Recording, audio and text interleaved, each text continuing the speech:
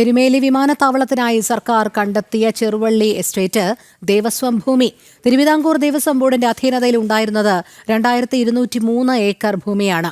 Revenue settlement register പ്രകാരം ഭൂമി ദേവസ്വത്തിന്റെ എന്നത് വ്യക്തമാണ്. 2000 കോടിയിലധികം മൂല്യമുള്ള ഈ ഭൂമി തിരിച്ചുപിടിക്കാൻ ഒരു ചെറുവിരൽ പോലും ദേവസ്വം ബോർഡ് അനക്കുന്നില്ല. ജനം ബിഗ് ബ്രേക്കിംഗ്. ഇതാണ് ചെറുവള്ളി എസ്റ്റേറ്റ്. എരുമേലി വിമാനത്താവളത്തിനായി സർക്കാർ കണ്ടെത്തിയ ഭൂമിയാണിത്. ഈ ഭൂമിയുടെ യഥാർത്ഥ അവകാശി ആരാണ്?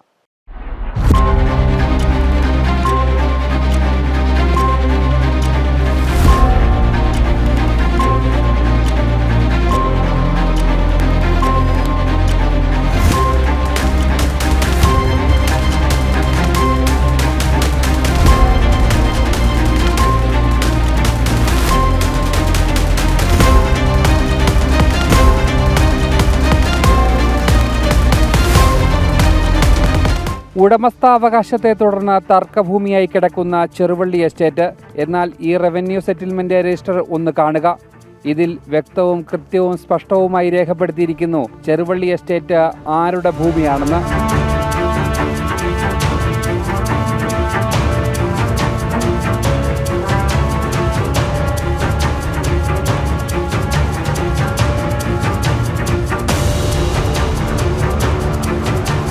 ചെറുവള്ളി എസ്റ്റേറ്റിലെ 2203 ഏക്കർ ഭൂമി ദേവസ്വത്തിന്റെ ഭൂമിയെന്ന് ഈ ആധികാരിക രേഖ അടിവരയിട്ട് പറയുന്നു. അപ്പോൾ ശ്രീഭണ്ഡാര കാര്യം ചെയ്യുവാർകൾ പേരിൽ വളരെ വ്യക്തമായിട്ട് തെളിഞ്ഞ് നമുക്ക് സെറ്റിൽമെന്റ് രജിസ്റ്ററിൽ ഇത് കാണാൻ സാധിക്കും. ഇത്രയധികം രേഖകൾ ഉണ്ടായിട്ടും ഭൂമി തിരിച്ചുപിടിക്കുന്നതിൽ കുറ്റകരമായ അനാസ്ഥയാണ് ദേവസ്വം ബോർഡ് കാണിച്ചത്. ദേവസ്വത്തിന്റെ സ്വന്തം ഭൂമിയുടെ ഉടമസ്ഥാവകാശം സംബന്ധിച്ച് സർക്കാരും അയനാട് ട്രസ്റ്റും നിയമപോരാട്ടം നടത്തുമ്പോൾ ഇവിടെ കാഴ്ചക്കാരായി കണ്ടു നിൽക്കാനേ ദേവസ്വം ബോർഡിന് ആയുള്ളൂ. കോടികളുടെ മൂല്യം അന്യാധീനപ്പെട്ടു പോകുന്നതിന് ദേവസ്വം ബോർഡ് കൂട്ടുനിൽക്കുന്നുവെന്ന് ചുരുക്കം. അതേപോലെ അർദ്ധ ജുഡീഷ്യൽ കമ്മീഷനുകൾക്കൊക്കെ മുന്നിൽ ഹാജരാക്കിയിട്ടുള്ള അടിയാധാരങ്ങൾ, ആ അടിയാധാരങ്ങളിലും വളരെ വ്യക്തമായിട്ട് ഇത് ചെറുവള്ളിക്കാവ് ഭഗവതി ദേവസ്വം വക ഭൂമിയാണ്, ചേനപ്പാടി ഈ ദേവസ്വം വക ഭൂമിയാണെന്ന് വളരെ വ്യക്തമായിട്ട് തന്നെ രേഖപ്പെടുത്തിയിട്ടുണ്ട്. ഇവർക്ക് ദേവസ്വത്തിൻ്റെ സ്വത്ത് സംരക്ഷിക്കുന്നതിൽ യാതൊരു വിധത്തിലുള്ള കാര്യങ്ങളും ഇല്ല, നമുക്ക് വളരെ വ്യക്തമായിട്ട് കാണാൻ പറ്റും. ഇതുപോലെയാണ് ദേവസ്വത്തിൻ്റെ ഏറ്റവും സുപ്രധാനമായിട്ടുള്ള ആസ്തികളായിട്ടുള്ള ഭൂമി സംബന്ധിച്ച്.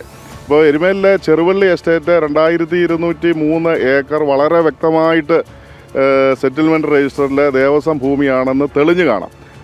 എരുമേലി വിമാനത്താവള പദ്ധതിക്കായി സർക്കാർ കണ്ടെത്തിയ കണ്ണായ ഭൂമി കൂടിയാണിത്.